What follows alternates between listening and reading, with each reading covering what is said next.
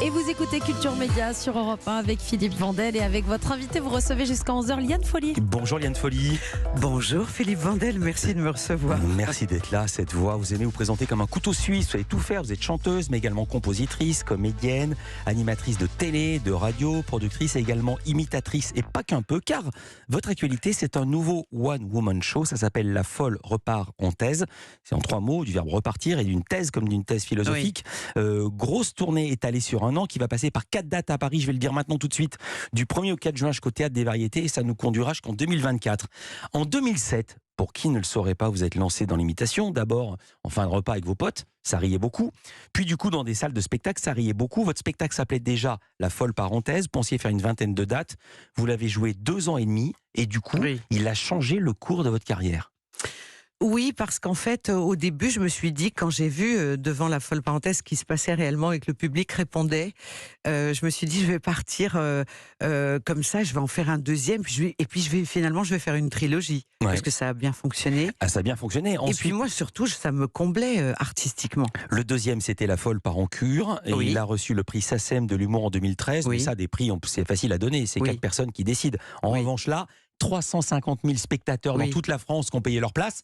Ça, il faut les faire, les 350 000 spectateurs. Et donc, vous avez dit, c'est une trilogie. La Folle repart en thèse. Il y aura des souvenirs, des imitations. L'idée de base, si j'ai bien compris, c'est fêter vos 35 ans de carrière. Alors en fait, c'est plutôt que je suis sexygénaire depuis le mois de décembre et j'aime bien dire ça parce que c'est plus léger, ça donne de l'espoir toujours. Mais ce que je veux dire, c'est que c'est un long cheminement parce que 35 ans de carrière, oui, mais discographique, enfin je veux dire reconnu du grand public. Mais avant, j'ai commencé très jeune, à l'âge de 12 ans. Donc cette année, je vais plutôt fêter, mais je sais plus où j'en suis, 48 ans de scène en fait. Incroyable. 48 ans de scène, vous avez commencé dans les balles avec vos parents. Oui, à l'âge de 12 ans avec mon père, oui. On va pas raconter votre vie tout de suite, on va entendre le teaser de ce spectacle et on en parle. Bonsoir. On se retrouve enfin. Eh ben alors, faut rigoler, c'est tout. Pourquoi tu rigoles pas, toi? Vous avez répété toute la semaine? C'est quelqu'un qui m'a dit. Coucou, me revoilà, l'insurgé du Poitou. J'espère qu'il va faire un truc pour ses oreilles maintenant qu'il est roi. Il faut que ça bouge, il faut que ça tremble et que ça transpire encore dans le bordel de bain. Bien vert, rien que pour les faire chier tous ces cons. Et je leur ai dit, Babar vous emmerde. Or il a un swag de ouf. Et je t'avoue même que j'ai un petit crush. Basique. Merci. Pourquoi tu rigoles pas? C'était la voix de votre copain Eli Kakou. Eh ben alors, Philippe Vandel, mais tu es encore là, toi? Depuis le temps, t'es avec les meubles. Vous ne faites pas que... Plutôt, j'ai commencé par Eli Kakou parce que vous faites surtout des filles. On a entendu Ségolène Royal. Oui, mais Eli, il faut rappeler aussi que c'était vraiment mon meilleur ami dans la vie.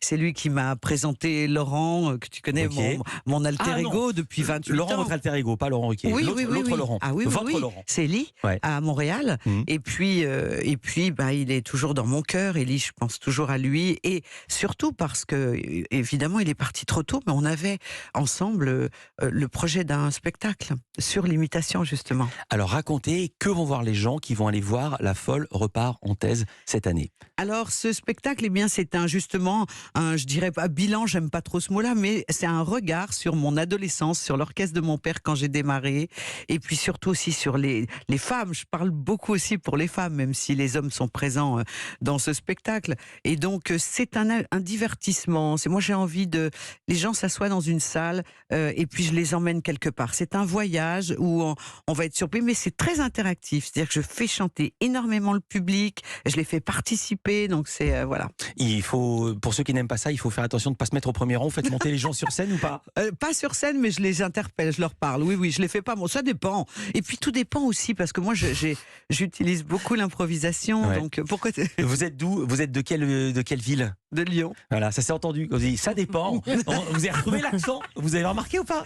Ça dépend. Ah bah non, je me souviens. Je me rends pas compte. Oui, il y avait un petit accent. Ah bon ouais. L'accent, il est revenu. Vous imitez vos parents aussi ou pas? Non, Vous faites que des gens de voix connue ou vous aurez pu. Il y a des gens Non. qui font. Popek faisait son père, par exemple. Oui, quand j'ai démarré, c'est parce que déjà j'avais commencé par les profs à l'école. Je faisais voilà, tous les gens que je connaissais, j'allais à un dîner. Par exemple, je vais à un dîner. Ouais. Vous m'invitez chez vous, Philippe. Ouais. On va vous voyez parce que ça Ouais, me gêne. voilà.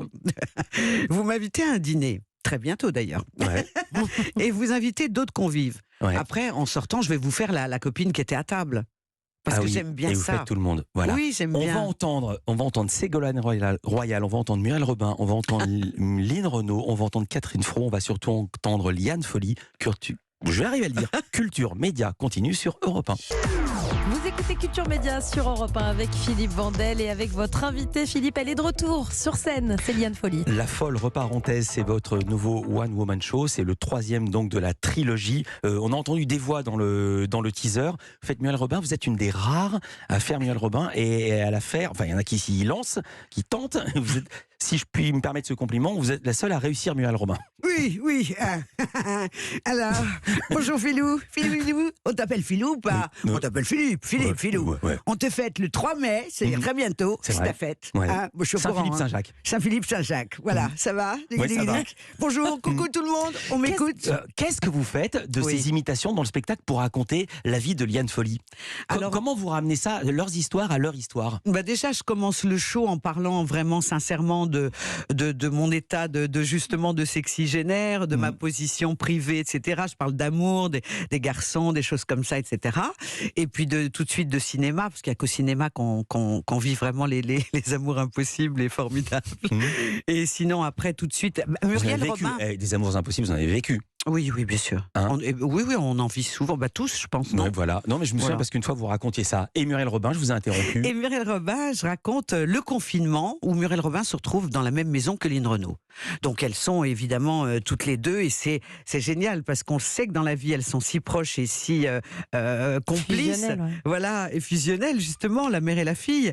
Et que là elles vont se retrouver, elles se chamaillent, voilà. Et écoute-moi bien, hein, tu dois respecter la famille d'Angleterre. Qu'est-ce qu'ils t'ont fait? Et que Muriel va raconter, eh ben dis donc, Charles Tri eh ben, il va faire un truc pour ses oreilles, j'espère, hein, maintenant qu'il est roi. Et puis après, elle m'a dit, qu'est-ce qu'ils vont faire de son antiquité, là? Il va venir avec. Oh, bah, tu me diras, elles s'entendront bien, les deux, Mais c'est là. vrai. Les deux, parce Franchement. qu'elles ont le même âge. En vrai, c'est quand même. Vous nous cueillez. Ségolène Royal, vous la faites encore et toujours. Elle n'a Alors. pas disparu de votre panthéon. Non, je Parce qu'on suis l'entend moins. insurgée. On l'entend moins, On Ségolène. On vous l'entend entend moins. mais si vous étiez au courant, je viens de sortir un livre sur l'amour. Vous ne savez pas Non. encore. Non. Je viendrai chez vous. hein. D'accord. Volontiers. Alors, je m'invite personnellement, directement. hein. Volontiers. Et alors, il y a des gens dont on n'attend pas dans ce panthéon. Catherine Fro. Pourquoi Catherine Fro? Non. Mais c'est que moi, j'écoute Europe 1 depuis que je suis toute petite. hein. Mais je suis contente de vous voir. Vous êtes encore plus beau en vrai.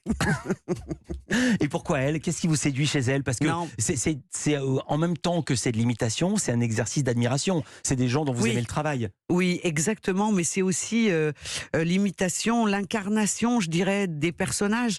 C'est que c'est très difficile à expliquer. On rentre vraiment dans la peau de quelqu'un. On pense enfin, je peux pas vous dire. C'est Parce pas que qu'une tous question sont de des voix. personnalités assez fortes quand Oui. même dans ceux que vous imitez. Ah bah, les voix doivent avoir quand même une empreinte très très très importante. Les textes sont de vous? Oui, bien sûr, j'ai tout écrit. Bah les oui, bien trois. sûr. Non, il y a beaucoup Ah, d'imitateurs pardon. qui ont des Oui. auteurs, justement. Non, bien non, sûr, j'ai au écrit contraire, mes c'est 3 même, spectacles. c'est même très rare que les imitateurs écrivent leurs d'accord. textes. Oui. Canteloup, Laurent Gérard ou Marc-Antoine Lebré ont des auteurs et ça retire rien à leur talent. Oh bah non, au contraire. Ouais. Non, mais je crois que c'est pas trop une question. Moi, c'est parce que c'était justement une corde en plus, je dirais. Parce que quand même, mon cheval de bataille, c'est quand même la voix, c'est la chanson. À Ouais. travers la voix, j'ai fait d'autres disciplines. Mais quand même, donc j'ai toujours écrit mes textes de chansons, même si ça s'est pas toujours su. Mais oui, j'ai écrit depuis le début. On va parler de musique tout à l'heure si Oui, vous continuez à bien jouer, sûr. à donner des concerts. Oui. Comment vous travaillez les imitations techniquement? Alors c'est un flash comme ça. Je vais entendre une voix et je vais me dire ah oui, et je vais essayer. Si ça vient tout de suite, je me rappelle Muriel, j'ai mis du temps avant de trouver sa voix. Et je me rappelle très bien. Et moi, mes parents me servaient souvent de tests. Et je me rappelle que j'ai trouvé, par exemple, la voix de Shirley à Marbella sur le port. De Shirley Dino. Ouais. Alors j'étais en train de me promener. Oh, mais c'était bien. Et là, ça vient d'un coup et on se dit, on chope un truc comme ça. C'est très curieux. Hein. Il y a quelqu'un que vous êtes en train d'essayer de choper en ce moment-là? Alors, c'est pas vraiment mon truc de de vouloir. La voix, hein. Oui, Je parle de la... ah oui, parce que sinon, ça va. On s'y attelle tous les jours. Tous les jours. Écoutez, je suis pas célibataire pour rien. J'ai quitté Michel. Non, mais c'est vrai que... Il y a quelqu'un que vous ayez chopé, une voix que vous ayez chopé en ce moment. Alors, C'est la question de oui, Lisa. ça peut être Anne Roumanoff, parce que Anne, en fait, c'est complexe parce qu'elle fait aussi d'autres voix quand elle fait ses sketchs, et donc il faudrait que j'arrive à la choper. Et puis elle serait contente. Et ma question, c'était comment vous travaillez les imitations. De ce que je connais des imitateurs, je connais pas très bien leur travail. Il y a deux écoles. Il y a ceux qui mettent un casque, parce que j'explique aux gens, quand on s'entend que la voix de l'intérieur. Donc il faut s'entendre avec la voix que reçoivent les autres. Donc il y a certains qui travaillent au casque et d'autres qui travaillent dans la salle de bain face au carrelage, qui renvoient le son de sa propre voix. Comment vous travaillez techniquement? Alors, en fait, oui, moi j'ai besoin de pas d'être amplifié. Ah, si, vous travaillez pas, vous allez. C'est le talent à l'état pur. Ouais. Il y a un peu de ça, je suis désolée. Mais non, j'ai pas besoin d'être tout de suite au micro. Mais en revanche, je vais rebondir sur ce que vous dites, parce que la salle de bain, je l'ai connue, et pour chanter.